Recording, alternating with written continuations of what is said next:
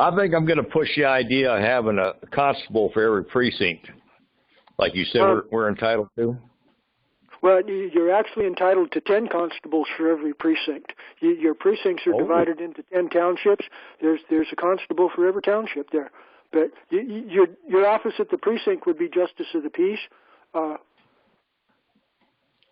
and that would be a general jurisdiction judicial officer that has Sixth Amendment criminal jurisdiction authority. It's a court of general jurisdiction. These are the most powerful courts in the land at the precinct level. They're the 100 courts.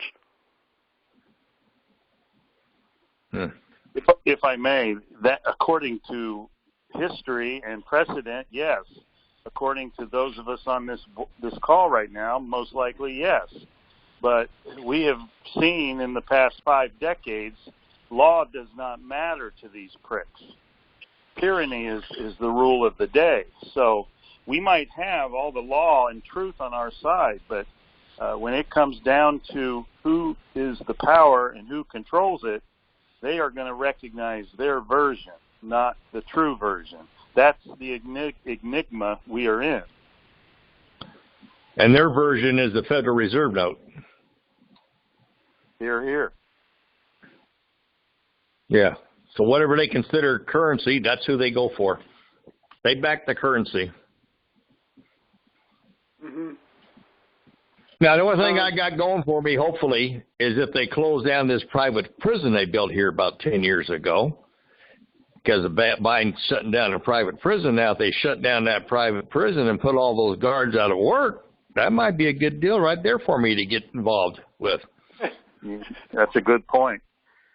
And I'm with Biden on that pursuit as well. That's one area. Oh, I support it too. Yeah. Yeah. We don't need those private prisons. In fact, we don't need that many prisons to begin with. Yeah, and Trump should have done that when Trump was in power. You know, how dare Trump allow Biden to take that righteous mantle of authority? See, now we're confused. Now we don't know whether to trust Trump or Biden, because Biden's doing good stuff in the name of God. Trump should have done that. Yeah, you know, he's doing a good deal. He's signing all those blank executive orders from that studio. Did you hear the clip there where he was signing orders and he said, I don't know what I'm signing? Yeah. What am I signing now? Yeah. Then he has that little paper holder with notes. Yeah. Well, I think we can honestly say that Trump is a pure fascist. Well, he certainly is a sellout. He sold out his loyal supporters, and very little makes me angrier than these blindly loyal QAnon supporters that, trust the plan, March 4th, then he's going to really take everything back and really bring us the republic back. Oh, they'll have another excuse on March the 4th when it doesn't happen. They'll say it's April the 15th and tax day is. I mean, this Q thing is a total psyop, man. It's from the pit of hell. Right on, Michael. Yeah. Right on. Yeah.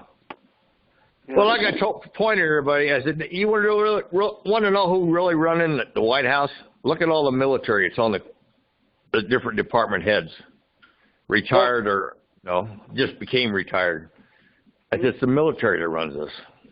Hey, have you heard the scuttlebutt that the orders for that 25,000 troops or however much it was, that came from the Pentagon? It wasn't Pelosi. It wasn't Schumer. It wasn't anybody in civilian government. That was a Pentagon decision, apparently. That's what we're hearing, but, how well do we trust what we hear? We're not hearing anything to the contrary. Just like you're saying that Biden, the Bidens had those keys made up for that corporate office they all had positions with, and they're saying that Chinese company is with the Bidens and formed another corporation to run the District of Columbia. Mm-hmm. But they don't have a contract unless the Democratic Senate gives them one. Yeah. And like I tell everybody, stay out of if you want to go protest, go to Philadelphia and protest at Independence Hall or your state capitals. stay out of the foreign enclave of the District of Columbia. Once you cross over, you lose all rights. Well, it's foreign territory anyway. So. Say that again, Jim? Yeah. I say it's foreign territory anyway. That's right, and I tell everybody the Supreme Court verifies it, And if you want to know why they use National Guards, because they're considered citizen soldiers, not the regular military. That's why they brought in the National Guard. Excuse me, I'd like to ask a question for anybody who's on the call here. Are any of you aware of any way that anybody other than the governors or the president can command or direct the presence of any National Guard or other branch of the military? Well, it seems some people are saying the governor has authority to command the National Guard for the state in which he's the governor. Right. I'm saying, but he can. But no, any way that anybody other than the president or the 50 governors can command or direct the presence of any of the National Guard or any member of any of our armed forces. The reason I ask is because some people are actually believing that Pelosi wanted them coming in and called them in, and stupid things like that. So I'm asking, anybody know any way that anybody other than the president or governors can call them or direct the military? The Joint Chiefs can, because remember, they became federalized under the Vietnam War. So the Joint Chiefs, but I can't officially say that's correct. I'd have to go look at my War Powers book and the martial law and see what it says under there to be for sure. Mm-hmm. Okay.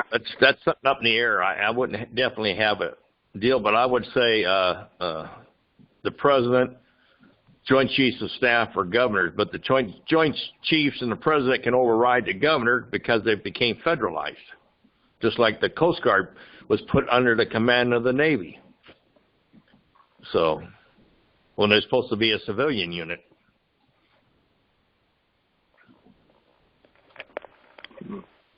Yeah, they're doing what they can to work around posse comitatus, and National Guard and Coast Guard are mechanisms for taking baby steps to infringe upon the authority of the posse comitatus. Yeah, and then you got the three-city empire, who really controls the three cities. Also, because D.C. is the military arm of the three cities, sovereign cities. So who really controls the military? Well, the Crown of England. So. Well, I think the Crown of England, technically, they control the banking, isn't it? Religion is in Rome, and banking and economics is in London and England. Yeah, but they control the banking, but the banking controls the pay of the military or their expenditures. So basically, you're back to London. Yeah, the money is the root. That's right. Certainly money has powerful influence, but I dare suggest that the Pope in Rome, when he barks orders at all the Catholics in the military, so they'll probably follow what the Pope says rather than what their commanding officer says or what the bankers in England say. Yeah, but remember, like I said, there is a new royal in England, King John. Trump gave him allegiance to it, and so did our military generals gave allegiance to the new king, just like the British military officers gave allegiance to the new king. The Queen was kicked out of Buckingham Palace. We're having the illegal parliament in there. It's refused. That doesn't want to get out because they know they're all going to go to jail when the new king gets coronated, crowned. Well, if I may, I think the bottom line is until we can organize in our own communities, our own county, our own city, our own township, and develop bodies, cohesive bodies of courageous men and women, predominantly men, that can speak one voice and do one action. Until we can achieve that, we're in the public hamster wheel, spinning, ever going nowhere, exercising, using our energy, time, and money, going nowhere, and that's what they want us to do. And so far, that's what we've achieved. I think one of the answers to a lot of things is forming a living history reenactment group to organize people right now, and it's legit. They have a lot of freedom as a living history reenactment group. We at one time had a Spanish-American War group, and we're trying to reactivate that because we're the old West out here. So, it's kind of a good idea to have the last Western troops that we had. Well, that's where I have a similar belief. I mean, in a lot of agreement with you in the theater portion of that act, and in the realm of the judicial courts, to prevent us from being arrested for simulating a legal process, we could simulate it in an educational manner, but simultaneously achieving redress of grievance. We could put on genuine cases with genuine issues, timely issues, contemporary issues, but not, do it as an act of education. Then we could take the educational process to a concluding point of presenting the evidence in a real manner, in a constitutional manner. The process might have been educational, but the end result is demanding real, genuine redress. Well, that's like the state of Jefferson. Southern Oregon, Northern California there. Well, they're never going to be able to break up with, get away with what they're trying to do. But in the meantime, until they're able to become the state of Jefferson or Republic of Jefferson, they can run it under a common law private members association and run it like the government within their counties. Is that what they're doing? No, that's what I suggested. But one of the guys told me that they end up getting some lawyers, and these lawyers, of course, are spinning their wheels trying to say they can do this and that way. Well, if you read the Constitution, it says you can't divide a state to make a state. Now, if they're going to make it another corporate state, maybe they can. But in the meantime, if you want your independence, run it under a common law private members association and give all of your members a contract membership, and that takes them out of the corporate realm. So, you can have all your businesses all become members. It's like in Texas, you got the dry counties. You can't have a drink unless you have a membership. So, and there's that medical professionals down there in Texas that's got a common law private member association. All patients are members of the association, and all their doctors, professionals, are not licensed by the state. They don't carry malpractice. They got their own the way they do their money-wise, but they're all patients or members. And they took it to the Supreme Court and state Supreme Courts and won. Wow.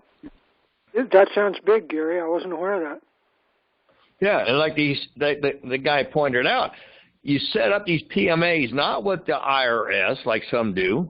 You set it up as a common law PMA. You use the common law to set yours up. Mm-hmm. And you can easily record it in an international common law court, too. Mm-hmm. Is anyone doing that? Besides me, no.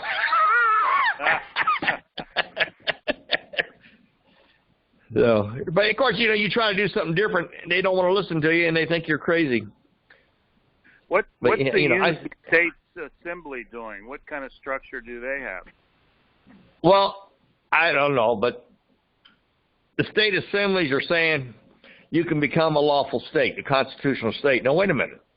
If you were never a constitutional state to begin with, you can't automatically become a state assembly saying you're legal. You have to go through the procedures. And you can't go through the procedures because there's not a lawful government. Only a Congress can admit a state. So West Virginia is illegal. Nevada's illegal. All came under martial law. Oklahoma's illegal. It was never supposed to be a state under the Indian treaties, but in 1984, the 5 civilized tribes rewrote their constitution to accept the state of Oklahoma and the United States corporate constitutions. So they sold out. They became corporate entities in 1984. So now we got the state Supreme Court saying, no, wait a minute, in Oklahoma. Indian lands were taken illegally. Well, no shit. It violated the treaty. Of course, the United States Corporation never cared about treaties because they never had anything to do with it. So you got the Indian Act of 1871, which changed treaties with Congress to contracts with the corporate CEO. And people don't know that. So my thing, the way I'm looking at it, until everybody comes up with a good system that's going to work, set it all up under a common law private member association, get the businesses to join. They serve customers that are members. You can have your own gas stations, your own grocery stores, you know, your own Costco, whatever. You can run it like a government, per se, a people's government.